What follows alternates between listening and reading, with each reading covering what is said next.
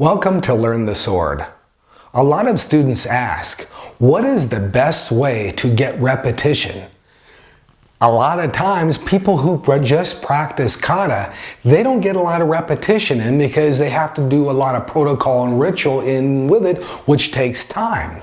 As a general rule, if you go through the Toyama kata system of 8 katas, by the time you start from the beginning to end, it takes about 4.5 minutes, and you have like 18 cuts to work with. That's not a lot of repetition in a 5-minute period of time. So what they've done for centuries is the Happogiri, and Happogiri is your 8 basic cuts. But it's set up in such a way that you get a lot of repetition in. Now, there are lots of tutorials on Happogiri and how to use it, and the best ways are, but as a general rule, you'll just see it as a front view. You won't see it as a back view and 360 degrees, just the front of the target.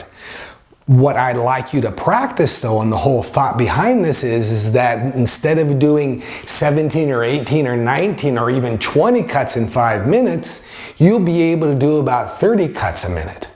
So let's start this way. Coming in with our arms up like this, I just want to cut down. And then bring it around this way and cut down.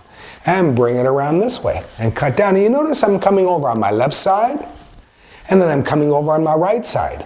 Look at my fingers. When I make the turn, I'm going to just turn here so you can see a view. You notice whenever I make a turn, my fingers aren't doing this. They're not doing this, they're not moving around. It's like holding a hammer. Every time you lift up the hammer, your fingers don't do this to readjust. It might loosen the grip a little bit, so when you throw down, but as a general rule, if you went like this throwing down with a hammer on a nail, the hammer would fly across the room. Same thing with the sword. But it feels good, and the reason why it feels good is because the muscles in your arm have not worked into your road as much, and there's still some areas that need to be stretched out. So if you take your hands and you really squeeze it in and shibodu it, right hand going counterclockwise, left hand going clockwise and bringing it in this way, yeah, feels sort of tight. Feels like you're wearing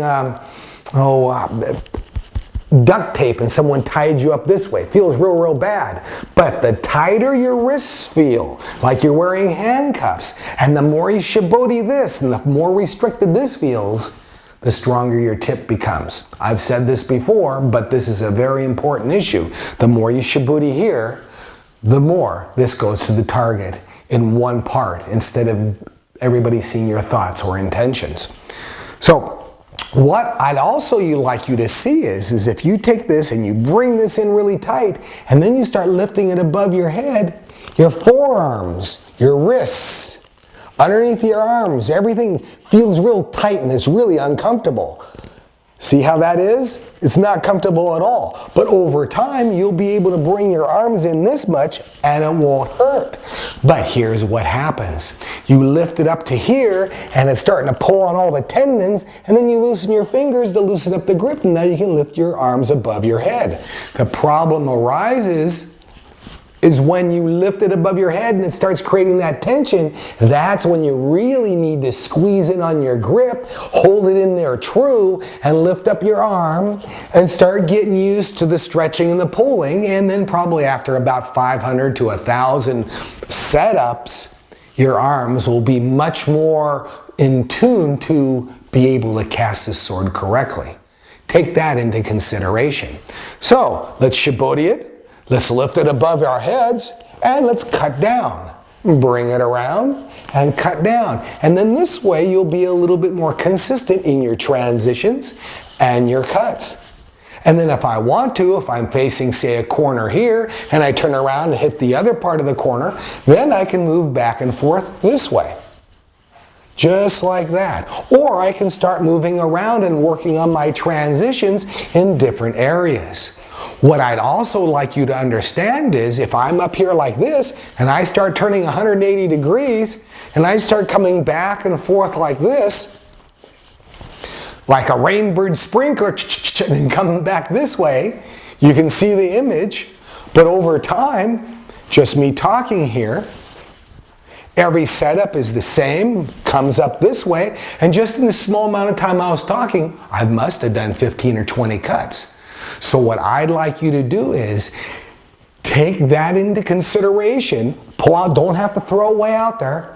Don't have to throw it down hard. Lift up hard and fast, throw it down lightly, and start working it this way.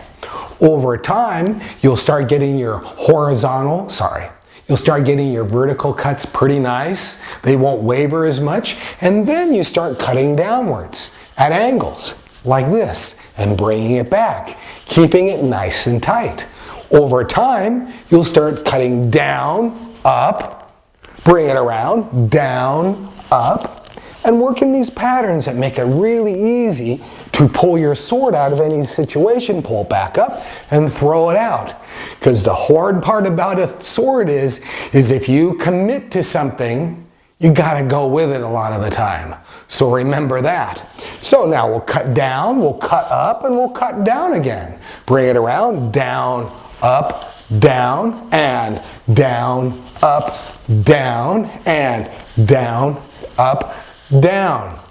From there, you can throw in other cuts. For example, down, up, down, horizontal. Or down, up, down, horizontal, up, down, horizontal. So then all of a sudden, I'm starting to cut these little patterns here. See how that is?